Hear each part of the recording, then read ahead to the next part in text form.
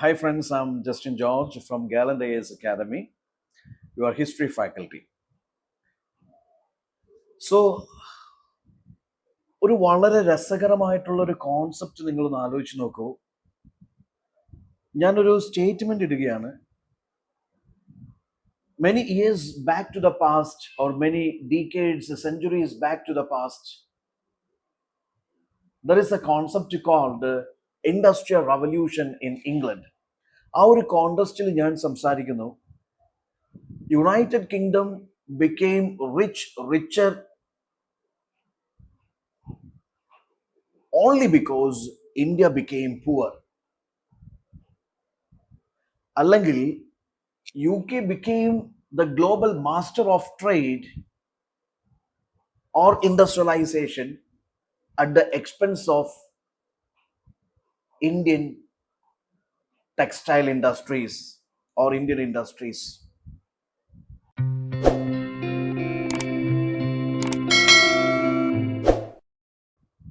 കുറേ വർഷങ്ങൾ പിന്നിലേക്ക് സഞ്ചരിക്കുമ്പോൾ ഒരു 18ാം നൂറ്റാണ്ടിലേക്ക് നമ്മൾ പോകുമ്പോൾ ഇംഗ്ലണ്ടിൽ എന്ത് സംഭവിച്ചു? സയന്റിഫിക് ഇന്നോവേഷൻസും ഇൻവെൻഷൻസും സംഭവിച്ചു. അഗ്രികൾച്ചറൽ റവല്യൂഷൻ സംഭവിച്ചു. അഗ്രികൾച്ചറിൽ ഒരുപാട് പുതിയ ഫെർട്ടിലൈസേഴ്സും ഹൈബ്രിഡ് സീഡ്സും അല്ലെങ്കിൽ ഡ്രില്ലിങ്ങും അല്ലെങ്കിൽ ഹാർവെസ്റ്റിംഗ് ഒക്കെ ബന്ധപ്പെട്ട ഒരുപാട് മെക്കനൈസേഷൻ സംഭവിച്ചു. അഗ്രികൾച്ചറൽ സർപ്ലസ് ഉണ്ടായി. അത് ഇൻഡസ്ട്രിയലൈസേഷന്റെ മൂലധനമായിട്ട് മാറി. ഫാക്ടറി സിസ്റ്റം ഓഫ് പ്രൊഡക്ഷൻ ഉണ്ടായി. ഒരുപാട് ആൾക്കാർ ഈ ഫാക്ടറീസിൽ പണിയെടുക്കുകയും വലിയ തോതിൽ പ്രൊഡക്ഷൻ സംഭവിക്കുകയും അത് ട്രേഡിലേക്ക് കൺവേർട്ട് ചെയ്യുകയും വലിയ തോതിൽ UK ഒരു ഗ്ലോബൽ എക്സ്പോർട്ടർ ആയിട്ട് മാറുകയും ചെയ്യുന്നു. അപ്പൊ ഈ റവല്യൂഷനൊക്കെ അവിടെ സംഭവിക്കുന്നത് കോട്ടൺ ഇൻഡസ്ട്രിയിലാണ്, ടെക്സ്റ്റൈൽ ഇൻഡസ്ട്രിയിലാണ് തുടക്കം കുറിക്കുന്നത്. ഇൻഡസ്ട്രിയൽ റവല്യൂഷന്റെ തുടക്കം ടെക്സ്റ്റൈൽ ഇൻഡസ്ട്രിയിലാണ്. അപ്പോൾ നമുക്ക് കാണാൻ പറ്റും ഈ ലാങ്കഷയർ, മാഞ്ചസ്റ്റർ ഒക്കെ ഒരു വില്ലേജ് എക്കണോമീസ് റാപ്പിഡ്ലി അർബനൈസ്ഡ് ആവുകയാണ്. ഫാക്ടറീസ് വരുന്നു, സിറ്റീസ് വരുന്നു, ടൗൺസ് വരുന്നു, അല്ലെങ്കിൽ ലേബർ ക്ലാസ്സസ് വരുന്നു, ക്യാപിറ്റലിസ്റ്റ് വരുന്നു. വലിയ തോതിലുള്ള ഇൻഡസ്ട്രിയലൈസേഷൻ. അവിടെ ഈ പറയുന്ന സ്പിന്നിങ് ജെന്നി അല്ലെങ്കിൽ ഈ പറയുന്ന ലൈക്ക് എന്താ പറയുക പവർ ലൂംസ്, ഒരുപാട് ഈ പറയുന്ന സോക്കോൾഡ് എന്താ പറയുക വീവിങ് അല്ലെങ്കിൽ സ്പിന്നിങ് മെഷീൻസ് ഇൻട്രൊഡ്യൂസ് ചെയ്യപ്പെടുന്നു. വലിയ തോതിൽ ടെക്സ്റ്റൈൽ പ്രൊഡക്ഷൻ നടക്കുന്നു. അപ്പൊ അവിടെ ആവശ്യം എന്താണ്? റോ മെറ്റീരിയൽസിന്റെ പ്രൊഡക്ഷൻ. കോട്ടൺ റോ മെറ്റീരിയൽസ് വലിയ തോതിൽ വേണം. വലിയ തോതിൽ ഉണ്ടെങ്കിൽ മാത്രമേ ഈ ഫാക്ടറി പ്രൊഡക്ഷൻ നടക്കുകയുള്ളൂ. ആ ഫാക്ടറി പ്രൊഡക്ഷൻ നടന്നെങ്കിൽ മാത്രമേ വലിയ തോതിൽ സർപ്ലസ് ഉണ്ടാവുള്ളൂ, വലിയ തോതിൽ ട്രേഡ് ഉണ്ടാവുള്ളൂ, വലിയ തോതിൽ പ്രോഫിറ്റ് ഉണ്ടാവുള്ളൂ. അപ്പൊ അങ്ങനത്തെ ഒരു കോണ്ടസ്റ്റില് ബ്രിട്ടനെ സംബന്ധിച്ചിടത്തോളം ഇന്ത്യ ബ്രിട്ടന്റെ കോളനി ആയിരുന്നു. ഇന്ത്യ ഒരു സമയത്ത് ലോകത്തിന്റെ ഒരു ടെക്സ്റ്റൈൽ ട്രേഡ് ഹബ്ബായിട്ട് വിശേഷിപ്പിക്കാം. അല്ലെങ്കിൽ it was the biggest exporter of this cotton to the world. അപ്പൊ ഈ കോട്ടൺ റോ മെറ്റീരിയൽ ഏറ്റവും കൂടുതൽ പ്രൊഡ്യൂസ് ചെയ്യപ്പെടുന്ന കൺട്രീസിൽ ഒന്ന് ഇന്ത്യ ആയിരുന്നു. ഇന്ത്യക്ക് സൗത്ത് ഈസ്റ്റ് ഏഷ്യയും ആഫ്രിക്കയും ഇംഗ്ലണ്ടും അല്ലെങ്കിൽ യൂറോപ്പൊക്കെ ആയിട്ട് വലിയ വ്യാപാര ബന്ധങ്ങൾ ഉണ്ടായിരുന്നു, എക്സ്പെഷ്യലി ഈ ടെക്സ്റ്റൈൽ ഇൻഡസ്ട്രിയിൽ. We were the exporters. They were waiting for Indian textile, goods and all. അവിടെ ബ്രിട്ടീഷുകാർ പർപ്പസ്ഫുള്ളി ഒരു പോളിസി ഇംപ്ലിമെന്റ് ചെയ്യുന്നു. വൺ വേ ഫ്രീ ട്രേഡ് എന്ന് പറയുന്ന ഒരു പോളിസി ഇംപ്ലിമെന്റ് ചെയ്യുന്നു. അതായത് ഇവിടുന്ന് കോട്ടൺ റോ മെറ്റീരിയൽസ് വലിയ തോതിൽ കളക്ട് ചെയ്ത് ഇംഗ്ലണ്ടിന്റെ ഫാക്ടറീസിൽ അത് പ്രൊഡ്യൂസ് ചെയ്ത് ലോകത്തിന്റെ പല ഭാഗങ്ങളിൽ വിറ്റഴിച്ച്, ഈവൻ ഇന്ത്യൻ മാർക്കറ്റ്സിലടക്കം വിറ്റഴിച്ച് വലിയ തോതിൽ ലാഭം കൊയ്യുക. ഓൺ ദ അതർ സൈഡ് എന്താ സംഭവിക്കുന്നത്? ഇന്ത്യൻ ടെക്സ്റ്റൈൽ ഇൻഡസ്ട്രീസിനെ എന്നേക്കുമായിട്ട് അതിനെ വധിക്കുക അല്ലെങ്കിൽ അതിനെ ഇല്ലാണ്ടാക്കുക എന്നൊരു policy, one way free trade policy. അപ്പൊ ഇവിടുന്ന് റോ മെറ്റീരിയൽസ് ഒക്കെ വലിയ ക്വാണ്ടിറ്റിയിൽ അങ്ങോട്ടേക്ക് എക്സ്പോർട്ട് ചെയ്യുന്നു. അവിടുത്തെ ഫിനിഷ്ഡ് ടെക്സ്റ്റൈൽസ് ഇങ്ങോട്ടേക്ക് ഇമ്പോർട്ട് ചെയ്യുന്നു. ഇവിടുത്തെ സൂററ്റും അല്ലെങ്കിൽ മുസ്ലിപട്ടണം അല്ലെങ്കിൽ ഇവിടുത്തെ ഒരുപാട് ട്രേഡ് സെന്റേഴ്സ് ഒക്കെ എന്നേക്കുമായിട്ട് ഇന്ത്യൻ ട്രേഡേഴ്സിന് അന്യം നിന്ന് പോകുന്നു. അവിടെയൊക്കെ ബ്രിട്ടീഷ് ഗുഡ്സ് ഈ മെഷീൻസിന്റെ സഹായത്തോടു കൂടി നിർമ്മിച്ച ചീപ്പർ ആയിട്ടുള്ള ബ്രിട്ടീഷ് ഗുഡ്സ് ആ മാർക്കറ്റ്സിലൊക്കെ ഫ്ലോട്ട് ചെയ്യുന്നു. അവർ ഇഷ്ടംപോലെ കച്ചവടം നടത്തുന്നു. അവർക്ക് ഇവിടെ ഇമ്പോർട്ട് ചെയ്യുന്നതിലുള്ള ഡ്യൂട്ടീസ് അബോളിഷ് ചെയ്യുന്നു. ലിട്ടനെ പോലെയുള്ള വൈസ്രോയ്സ് അവർക്ക് ഫേവറബിൾ ആയിട്ടുള്ള ലോസ്, ഈ ട്രേഡ് ലോസ് ലൈക്ക് ചെയ്തു കൊടുക്കുന്നു. ഈ ഇമ്പോർട്ട് ഡ്യൂട്ടീസ് അബോളിഷ് ചെയ്യുന്നു. നേരെ മറിച്ച് ഇന്ത്യൻ ട്രേഡേഴ്സിന്, ഇന്ത്യൻ മാനുഫാക്ചറേഴ്സിന് അവരുടെ ഈ ടെക്സ്റ്റൈൽ ഐറ്റംസ് യൂറോപ്പിലേക്ക്, എസ്പെഷ്യലി ഇംഗ്ലണ്ടിലേക്ക് ഇമ്പോർട്ട് ചെയ്യണമെങ്കിൽ വലിയ തോതിലുള്ള ഈ പറയുന്ന ഇമ്പോർട്ട് ഡ്യൂട്ടീസ് ഇന്ത്യൻ ട്രേഡേഴ്സിന്റെ മേലെ ഇമ്പോസ് ചെയ്യുന്നു. ബ്രിട്ടീഷ് മെർച്ചൻസിന് ഇവിടെ വിറ്റഴിക്കാനായിട്ട് ഇമ്പോർട്ട് ഡ്യൂട്ടീസ് ഇല്ല. അങ്ങനെയുള്ള ഫ്രീ ട്രേഡ് പോളിസീസും കാര്യങ്ങളൊക്കെ വന്നപ്പോൾ സംഭവിച്ചത് എന്താണെന്ന് വെച്ചാൽ ബ്രിട്ടീഷ് ഇൻഡസ്ട്രിയലൈസേഷൻ ബൂം ചെയ്യുകയും ഇന്ത്യൻ ഇൻഡസ്ട്രീസ് ഡൂം ചെയ്യുകയും ചെയ്തു. ഇന്ത്യയിൽ ഡീ ഇൻഡസ്ട്രിയലൈസ്ഡ് ആയി.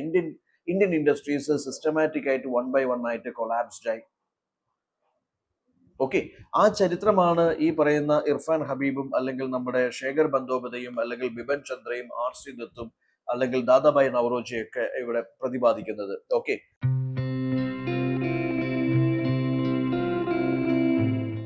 ഇവിടെ നിങ്ങൾക്ക് കാണാൻ പറ്റും ഒരു ലാങ്കഷയർ പ്രൊട്ടക്ഷൻ പോളിസിന്റെ ഭാഗമായിട്ട് അല്ലെങ്കിൽ മാഞ്ചസ്റ്റർ ടെക്സ്റ്റൈൽ ഓഫീസിനെ പ്രൊട്ടക്ട് ചെയ്യുന്നതിന്റെ ഭാഗമായിട്ട് അവർക്ക് ഫ്രീ ട്രേഡ് ആക്സസ് കൊടുക്കുന്നു, അവർക്ക് ഇമ്പോർട്ട് ഡ്യൂട്ടീസ് അബോളിഷ് ചെയ്ത് കൊടുക്കുന്നു, അവർക്ക് ഇവിടെ വ്യാപാര ബന്ധങ്ങൾ നടത്താനുള്ള ലോസ് ലിബറലൈസ് ചെയ്ത് കൊടുക്കുന്നു, അല്ലെങ്കിൽ ഈ പറയുന്ന സോക്കോൾഡ് എന്താ പറയുക ഫ്രൈറ്റ് ചാർജസ് ഇളവ് ചെയ്ത് കൊടുക്കുന്നു. നേരെ മറിച്ച് ഇന്ത്യൻ മെർച്ചൻസിന് അങ്ങോട്ടേക്ക് കയറ്റുമതി ചെയ്യാനും അവിടെ വിറ്റഴിക്കാനുള്ള സംവിധാനങ്ങളിൽ വിലക്കുകൾ ഏർപ്പെടുത്തുന്നു, ടാക്സുകൾ ഇമ്പോസ് ചെയ്യുന്നു. ഓക്കെ, അങ്ങനെ വന്നപ്പോൾ സംഭവിച്ചത് എന്താണെന്ന് വെച്ചാൽ ഇന്ത്യൻ മാർക്കറ്റ്സിൽ ബ്രിട്ടീഷ് ഗുഡ്സ് ഫ്ലഡ് ചെയ്യുന്നു, ഇന്ത്യൻ ഗുഡ്സിന് പുറം രാജ്യങ്ങളിലുള്ള മാർക്കറ്റ്സ് എന്നേക്കുമായിട്ട് ബാൻ ചെയ്യുന്നു. ഇനി മറ്റൊരു സൈഡിൽ നമുക്ക് കാണാൻ പറ്റും സംഭവിക്കുന്ന ബിപിൻ ചന്ദ്രയും ദാദാഭായ് നവറോജിയും ഒക്കെ പറയുന്ന ഒരു പോയിന്റ് എന്താണെന്ന് വെച്ച് കഴിഞ്ഞാല് റോ മെറ്റീരിയൽസ്, വലിയ തോതിൽ റോ മെറ്റീരിയൽസ് ഇവിടുന്ന് ബൾക്കായിട്ട് അവർ കളക്ട് ചെയ്യുന്നു, വാങ്ങുന്നു, അത് ചീപ്പർ പ്രൈസസിന് വാങ്ങി അത് ഇംഗ്ലണ്ടിലേക്ക് എക്സ്പോർട്ട് ചെയ്യുന്നു, അവിടുത്തെ ഫാക്ടറീസിൽ നിർമ്മിക്കുന്നു, ഫൈനൽ പ്രോഡക്റ്റ് ഇങ്ങോട്ടേക്ക് വിറ്റഴിക്കുന്നു. Now there is a concept called drain of wealth. Okay, അപ്പോൾ ഈ ഒരു ട്രേഡ് വ്യാപാര ബന്ധം എന്ന് പറയുന്നത് ബാലൻസ്ഡ് അല്ലായിരുന്നു, അല്ലെങ്കിൽ ഇന്ത്യക്ക് ഫേവറബിൾ അല്ലായിരുന്നു. ഓക്കെ, ഇവിടെ സംഭവിക്കുന്നത് ഇന്ത്യൻസിനെ ഫോഴ്സ് ചെയ്യിപ്പിച്ച് അല്ലെങ്കിൽ അഡ്വാൻസ് ലോൺസ് കൊടുത്തതുകൊണ്ട് അവരെ കൊണ്ട് ക്യാഷ് ക്രോപ്സ് കൾട്ടിവേറ്റ് ചെയ്യിപ്പിക്കുന്നു. ഓക്കെ, അവരെ കൊണ്ട് ബ്രിട്ടീഷുകാർക്ക് ആവശ്യമായിട്ടുള്ള അവരുടെ ഫാക്ടറി നിർമ്മിതിക്ക് ആവശ്യമായിട്ടുള്ള ഈ റോ മെറ്റീരിയൽസും റോ ഗുഡ്സും ഇവിടെ ഫോഴ്സ് ചെയ്ത് കമ്പൽ ചെയ്ത് ഇവരെ കൊണ്ട് കൾട്ടിവേറ്റ് ചെയ്യിപ്പിക്കുന്നു, കൃഷി ചെയ്യിപ്പിക്കുന്നു. അത് നിസ്സാര വിലയ്ക്ക് അവരിൽ നിന്ന് വാങ്ങി അവർ ഇംഗ്ലണ്ടിലേക്ക് കയറ്റുമതി ചെയ്യുന്നു. ഇവിടെ എന്താണ് സംഭവിക്കുന്നത്? ഇവിടെ ഇന്ത്യൻ ഫാർമേഴ്സിനെ സംബന്ധിച്ചിടത്തോളം ഫുഡ് ക്രോപ്സ് കൾട്ടിവേറ്റ് ചെയ്യാനുള്ള റൈറ്റ്സ് ഇല്ല. അവരെ കൊണ്ട് ഫോഴ്സ് ചെയ്യിപ്പിച്ച് ഈ അഡ്വാൻസ് ലോൺസിന്റെ ഒക്കെ പുറത്ത് അല്ലെങ്കിൽ അങ്ങനെയുള്ള ചില ചീറ്റ്സിന്റെ ഒക്കെ പുറത്ത് ഇവരെ കൊണ്ട് ക്യാഷ് ക്രോപ്സ് കൾട്ടിവേറ്റ് ചെയ്യിപ്പിക്കുകയും ഇവരുടെ ഭൂമിയുടെ, ഫോർ എക്സാമ്പിൾ ഇൻഡിഗോ കൾട്ടിവേഷൻ, അപ്പൊ അവരുടെ ഭൂമിയുടെ ഈ ഫെർട്ടിലിറ്റി കുറയുന്നു, അല്ലെങ്കിൽ അവർക്ക് ആ സമയത്ത് ആവശ്യമായിട്ടുള്ള ഫുഡ് ക്രോപ്സ് കൾട്ടിവേറ്റ് ചെയ്യാൻ പറ്റാണ്ട് വരുന്നു, അല്ലെങ്കിൽ പിന്നീട് കുറെ നാളത്തേക്ക് ഈ ലാൻഡ് ബാരൻ ആയി പോകുന്നു. സോ ഇതെല്ലാം ശരിക്കും ബാധിക്കുന്നത് ഇന്ത്യൻ കർഷകരെയും അല്ലെങ്കിൽ ഇന്ത്യൻ മാനുഫാക്ചറേഴ്സിനെയും ഇന്ത്യൻ ട്രേഡേഴ്സിനെയാണ് ബാധിക്കുന്നത്. Okay, that is something which is discussed in this drain of wealth by Dadabhai Naoroji. Again you see that പിന്നെ അങ്ങോട്ട് നമുക്ക് കാണാൻ പറ്റുന്നത് ഒരു 1750 തൊട്ട് പിന്നെ അങ്ങോട്ട് ഒരു 19-ാം നൂറ്റാണ്ട് 20-ാം നൂറ്റാണ്ടിലൊക്കെ നമുക്ക് കാണാൻ പറ്റുന്നത് ഇന്ത്യൻ ഇൻഡസ്ട്രീസ് കൊളാപ്സ് ചെയ്യുന്നു. ഓക്കെ, ഒരു സമയത്ത് വേൾഡ് ഫേമസ് ആയിട്ടുള്ള ധാക്ക മസ്ലിൻ അല്ലെങ്കിൽ ഈ ഇന്ത്യൻ പ്രോഡക്ട്സ് എന്താന്ന് വെച്ചാൽ അത് എന്നേക്കുമായിട്ട് ഇന്ത്യയിൽ അന്യം നിന്ന് പോകുന്ന ഒരവസ്ഥ. അത് you see that due to forced cultivation, അല്ലെങ്കിൽ ഈ പറയുന്ന ഫാമിൻ, അല്ലെങ്കിൽ ഈ പറയുന്ന ലൈക്ക് എന്താ പറയാ ബ്രിട്ടീഷുകാരുടെ trade policies, one way free trade policies, ഇതെല്ലാം കൊണ്ട് എന്താ സംഭവിക്കുന്നത് വെച്ചാൽ ഇവിടെ ടെക്സ്റ്റൈൽ ഇൻഡസ്ട്രീസ് കൊളാപ്സ് ചെയ്യുന്നു. ഈ വൺ വേ ഫ്രീ ട്രേഡ് പോളിസീസിലൂടെയൊക്കെ നമുക്ക് ഇവിടെ കാണാൻ പറ്റും. ഇവിടെ ബിപിൻ ചന്ദ്രയും ശേഖർ ബന്ദോപതയൊക്കെ പ്രതിപാദിക്കുന്ന സൂററ്റ്, മുസ്ലിപട്ടണം, ധാക്ക പോലുള്ള സംഭവങ്ങളൊക്കെ എന്നേക്കുമായിട്ട് വളരെ അർബനൈസ്ഡ് ആയിട്ടുള്ള വളരെ പ്രോഫിറ്റബിൾ ആയിട്ടുള്ള ഈ ട്രേഡ് സെന്റേഴ്സ് ഒക്കെ പിന്നെ ബ്രിട്ടീഷിന്റെ മാർക്കറ്റ്സ് ആയിട്ട് മാറുന്നു, അല്ലെങ്കിൽ ബ്രിട്ടീഷിന്റെ അധീനതയിലായിട്ട് മാറുന്നു എന്നുള്ളതാണ് മറ്റൊരു പ്രധാനപ്പെട്ട, അല്ലെങ്കിൽ ബ്രിട്ടീഷ് മിൽസിന്റെ എന്താ പറയുക സെന്റേഴ്സ് ആയിട്ട് മാറുന്നു എന്നുള്ളതാണ് മറ്റൊരു പ്രധാനപ്പെട്ട പ്രത്യേകത. പിന്നെ എന്താ സംഭവിക്കുന്നത് വെച്ചാൽ ഇവിടെ ഈ പറയുന്ന സോക്കോൾഡ് ഈ വൺ വേ ഫ്രീ ട്രേഡ് പോളിസീസും ഡി ഇൻഡസ്ട്രിയലൈസേഷന്റെ ഒക്കെ ഭാഗമായിട്ട് പിന്നെ സംഭവിച്ച വലിയൊരു അവസ്ഥ എന്ന് പറയുന്നത് യു സി ദാറ്റ് ട്രേഡേഴ്സും മെർച്ചൻസും അല്ലെങ്കിൽ ഈ പറയുന്ന സോക്കോൾഡ് വ്യാപാര ബന്ധങ്ങളിൽ ഏർപ്പെട്ടവരൊക്കെ അവർ കൃഷിയിലേക്ക് തിരിയുകയും അത് ഓവർ ക്രൗഡഡ് ആവുകയും അവിടെ പട്ടിണി പാവങ്ങളുടെ എണ്ണം കൂടുകയും അല്ലെങ്കിൽ എക്സ്ട്രീം പുവർട്ടി എന്നൊരു ലെവലിലേക്ക് എത്തുകയും ചെയ്യുന്ന ഒരു അവസ്ഥയുണ്ടായി. ഓക്കെ, കാരണം ഇവിടെ സ്പിന്നേഴ്സിനും ഡയേഴ്സിനും വ്യൂവേഴ്സിനും ഒന്നും പിന്നെ ജോലി ഇല്ലാണ്ടായി. കാരണം അവർക്ക് ഇപ്പൊ പണിയില്ല, കാരണം അവരുടെ വസ്തുക്കൾ അല്ലെങ്കിൽ അവരുടെ സംഭവങ്ങൾ വാങ്ങാൻ ആൾക്കാരില്ല. അവിടെ എല്ലാം ഇന്ത്യൻ മാർക്കറ്റ്സിലെല്ലാം ബ്രിട്ടീഷ് ഗുഡ്സ് ധാരാളമായിട്ട് ഒഴുകി നടക്കുന്നു. അവർക്ക് കുറെ കൂടി ചീപ്പർ പ്രൈസസിന് വിറ്റഴിക്കാൻ പറ്റും, കാരണം അത് മെഷീൻ മെയ്ഡ് ആണ്. ഓക്കെ, അപ്പൊ ഇന്ത്യൻ സ്പിന്നേഴ്സും വ്യൂവേഴ്സും കൂലിയില്ല, വേലയില്ല, അവർ കൃഷിയിലേക്ക് തിരിഞ്ഞു, കൃഷി ഓവർ ക്രൗഡഡ് ആയി, അവിടെ പെർ ക്യാപിറ്റ ഇൻകം ചുരുങ്ങി, പിന്നെ കാണുന്നത് പട്ടിണി മരണങ്ങളും അല്ലെങ്കിൽ ഫാമിൻ പോലുള്ള സിറ്റുവേഷൻസ് ആണ്. ഇനി മറ്റൊരു സൈഡിൽ നിങ്ങൾ നോക്കൂ, മറ്റൊരു സൈഡിൽ നിങ്ങൾക്ക് കാണാൻ പറ്റും ഇവിടെ എന്താ പറയാ, ലൈക്ക് ബ്രിട്ടനെ സംബന്ധിച്ചിടത്തോളം ബ്രിട്ടന് സംഭവിക്കുന്നത് എന്താണ്? ബ്രിട്ടന് വലിയ തോതിൽ ട്രേഡ് സംഭവിക്കുന്നു, അല്ലെങ്കിൽ ഇൻഡസ്ട്രിയൽ റവല്യൂഷൻ സംഭവിക്കുന്നു, ഒരുപാട് ഫാക്ടറീസ് എസ്റ്റാബ്ലിഷ്ഡ് ആവുന്നു, വലിയ തോതിലുള്ള സർപ്ലസ് പ്രൊഡ്യൂസ് സംഭവിക്കുന്നു. ഈ സർപ്ലസ് പ്രൊഡ്യൂസ് സംഭവിക്കുമ്പോൾ ക്യാപിറ്റൽ ജനറേഷൻ സംഭവിക്കുന്നു. അല്ലെങ്കിൽ നിങ്ങൾക്ക് കാണാൻ പറ്റും ഇന്ത്യ ഈ supplier of raw material, Britain is sorry, India is supplier of raw material and India is buyer of British goods. And Britain എന്ത് ചെയ്യുന്നു?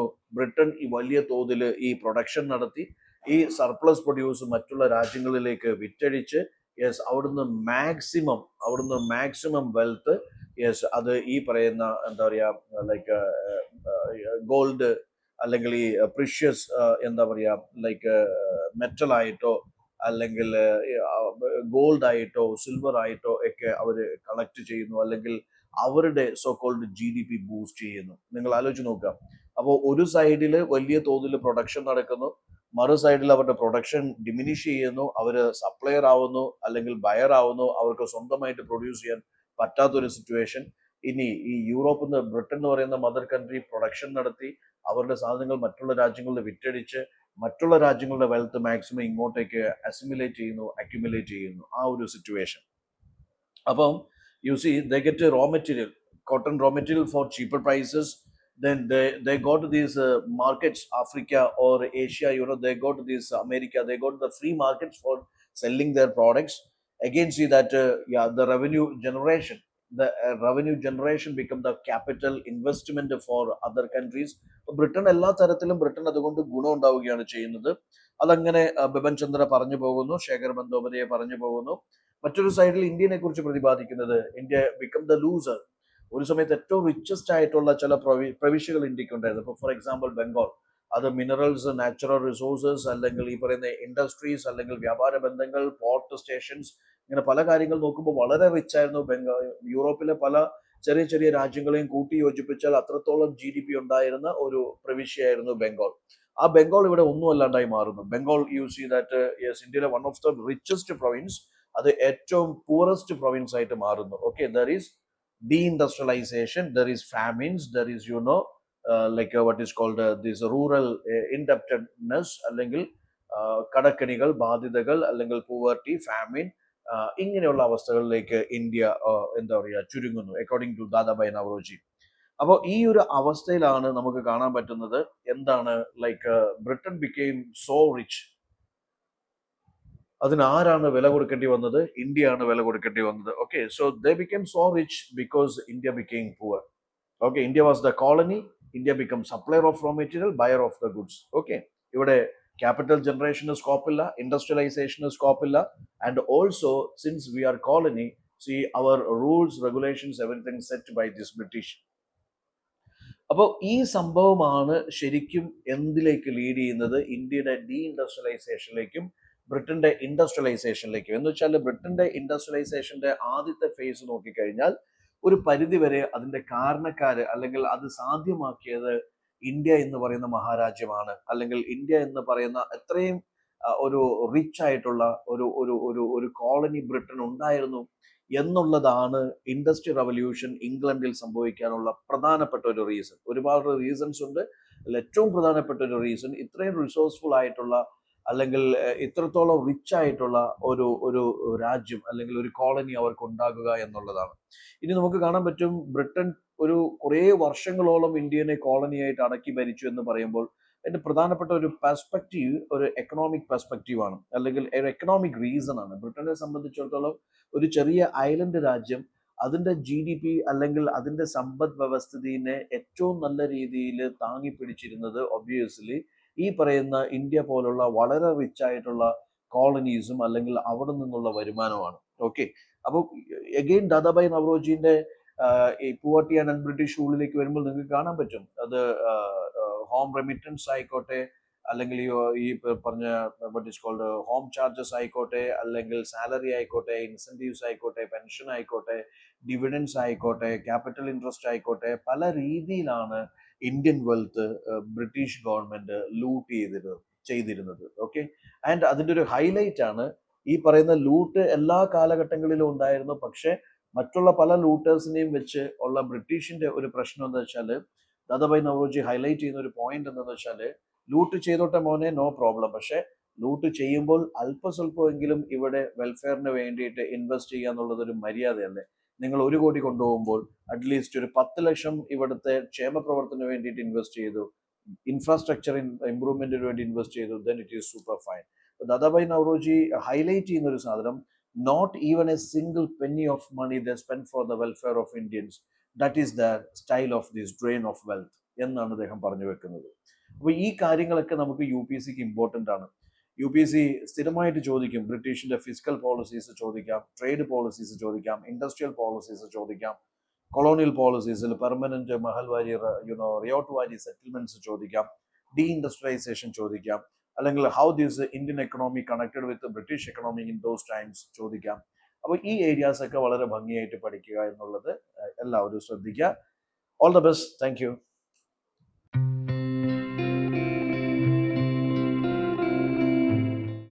Gallant IAS, chasing your passion to ace.